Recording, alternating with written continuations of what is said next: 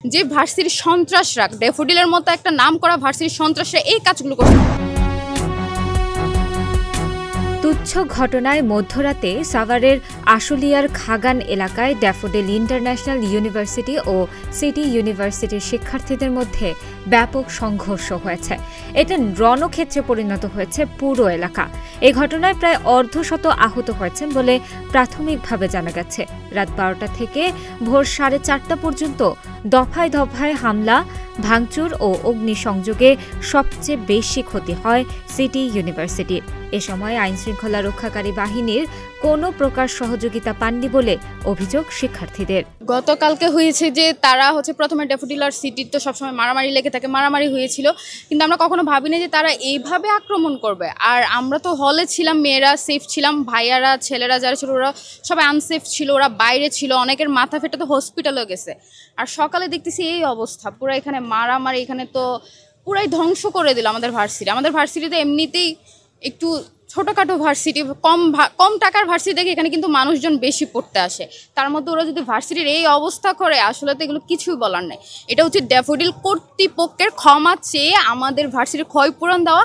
আর সব থেকে বড় কথা হচ্ছে যে ভার্সিটির সন্ত্রাসরা ড্যাফোডিলের মতো একটা নাম করা ভার্সিটির সন্ত্রাসরা এই কাজগুলো করছে, ওদেরকে ঢাকা, ইভেন কি ভার্সিটি ড্যাফোডিল ইউনিভার্সিটি থেকে বহিষ্কার করা, এটাই আমাদের দাবি। অগ্নিসংযোগে 13 বাস সহ ব্যাপক ক্ষয়ক্ষতি হয়েছে বলে সিটি প্রশাসনের পক্ষ থেকে জানানো হয়। শুধুমাত্র একটা থুতু ফেলাকে কেন্দ্র করে একটা ইনসিডেন্ট হয় আমাদের সিটি ইউনিভার্সিটির একজন ছাত্র এবং আপনার ড্যাফোডিলস ইন্টারন্যাশনাল ইউনিভার্সিটির একজন ছাত্রদের সাথে। পরবর্তীতে আমাদের কর্তৃপক্ষ পরে এদের মধ্যে তো একটা হাতাহাতি হয় এবং এক পর্যায়ে আমরা গতকাল রাত 10টার ভিতরে কিন্তু এই সমস্ত সমস্যার সমাধান করে দিই এবং আমরা সবাই নিশ্চিত ছিলাম যে সমস্যাটা সমাধান হয়ে গেছে।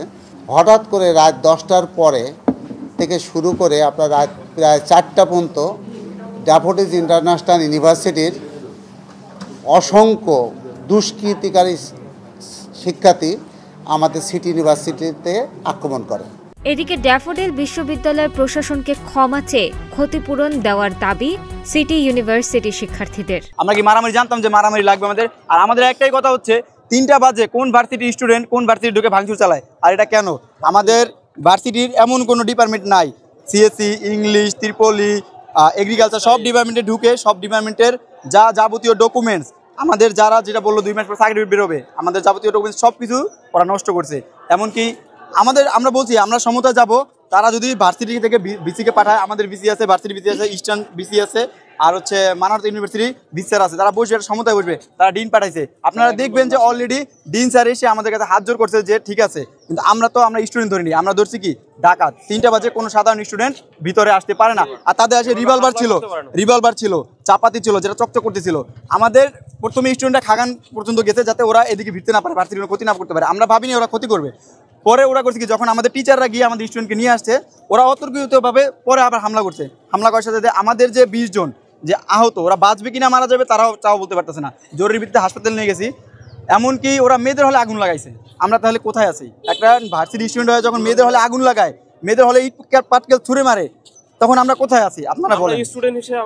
আমাদের নিরাপত্তা কি? তারা বলতেছে ইউজিসি থেকে আমাদের বলতেছে যে তোমরা এরকম করো, মিলবো, আমরা মিলবো, কিন্তু ভিসি স্যারকে আমরা চাই, আমাদের ভিসি স্যার আসতে হবে, ভিসি স্যার আমাদের এটা ভিজিট করবে, আমাদের কি ক্ষয়ক্ষতি হয়েছে, তারপর আমাদের ক্ষয়ক্ষতির একটা অনুদান তারা প্রেরণ করবে, আমাদের প্রদান করবে, দেন আমরা সমতে যাব।